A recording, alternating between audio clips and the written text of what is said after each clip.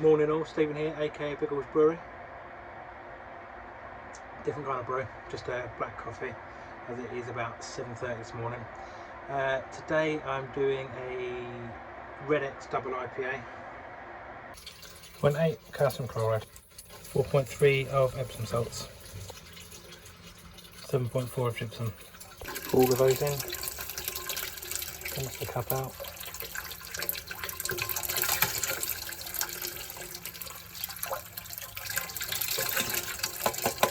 Just add the water on to recirculate the salts. Right, today's recipe: 6 kilos of Red X, 500 grams of carapils, 400 of Munich, 400 of wheat, 100 of Crystal 150, big handful of oat husks. Struggled with my gravity and efficiencies on my last Red X, so what I've done is, rather than do my usual small batch method where I stick most of the water in at the start, I'm going for a much thicker mash. I want to know if it was the Red X that was the issue or if it was the water volumes. So just pretty much doughed in now, just checking for dough balls, and we'll go from there. Just had a mid-brew delivery. Everyone recognises the good logo on the side. A bit surprising because it is 8:30 in the morning. So let's see what we've got. Some bottles to fulfil some beer mouths. Cleaner. Some yeasties, that's what I was looking for. Just in time. A new probe for, tri-clamp to tri-clamp.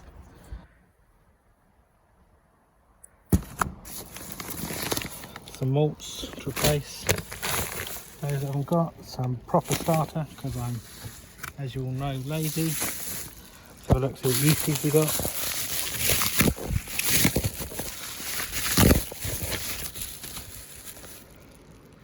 I've never actually used the Fermenter Mobile before, but we have Green Hill, which is, I believe, a New England IPA style yeast, and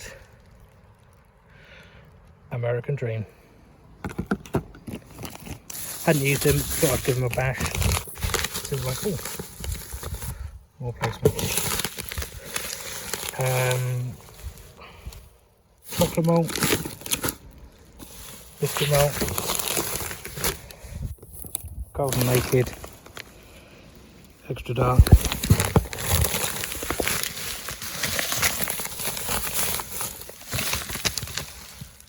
caramel. That's about it. Right, I got that fitting to go just here because it's really annoying having this hose on a barb. So I'm going to put it on a tri-clamp. Actually check, but luckily I've got a spare one of these from when I did my initial order and over-ordered stuff. Nice and simple. Just take that one off, put this one on, and then I can clamp them on.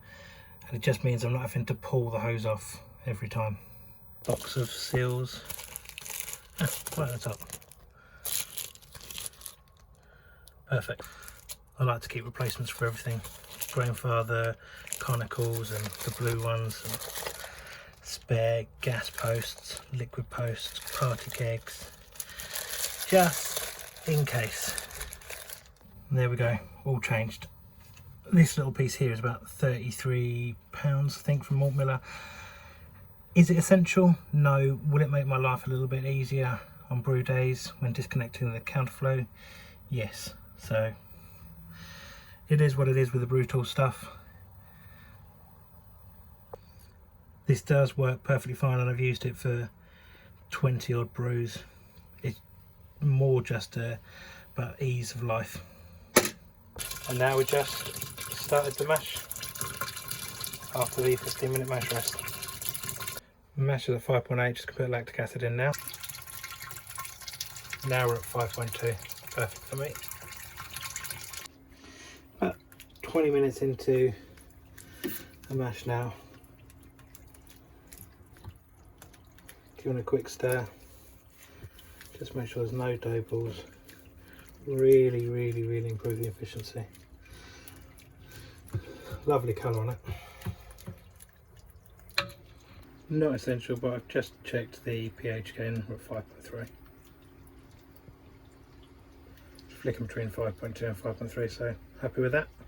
Just mashing out at 75 degrees. I also changed this to auto, you get more power out of it. And when you get to about 72, just drop it back down to mash. Right, probably over-sparged by about a litre or so. I've just turned the pump on full to mix the water up after the sparge. Now, it's been going on for like that for a minute or so. I'll take a little sample.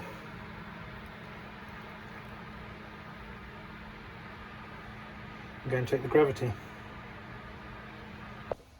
60 minutes, it's 20 grams of Chinook. 10 minutes, it's 15 grams of Chinook, Amarillo, Simcoe, Cascade. Whirlpool edition is 25 grams of Amarillo, Simcoe, Cascade, and the same again for the dry hop. Now going in with the 60-minute edition. Right, 10-minute hopper drop, and also added pressed flock and some humidity. Right, just cooling it down to 80 degrees. Right, 80 degrees. We'll go with Whirlpool hops. Just to make sure my readings are correct with regards to temperature, what I do is I stick one of my clean barbecue probes into there. So we're now it's at 25.6. So now just going to do refractometer reading. So just going to pour that straight over there.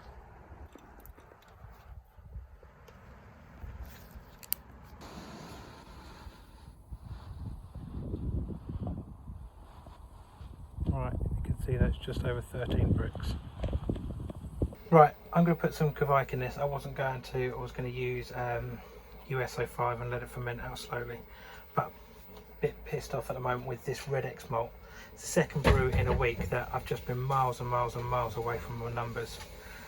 This one has come in at 13 bricks, so 1052. Should have been 1070. So what I'm going to do is put this on, get this fermented out in a couple of days, and re-brew the Red X Tangerine, which I really like, and see if I get better numbers. This time I'm going to do the stepped mash like you're supposed to. I was speaking to a couple of people online and no one else seems to have that many issues with it, so I just wonder if my Brewfather settings on Red X are wrong or what. So I'm going to try the stepped mash next week, and if that comes up with good results, then I'll be fine. If not, I'm going to have to look into how I can change the Brewfather numbers. Right, I'm going to pop that up to 34 degrees, 35 degrees, and get this over and done with. Sure, it's still going to be a nice beer, but it's just annoying me that I'm well away from my numbers. So I'm going to ferment this out, get the fermenter free, and re-brew something else with Red X next week. I'm not going to do this as a grain to glass, just going to put this up as is. Anyway, thanks for watching. Cheers.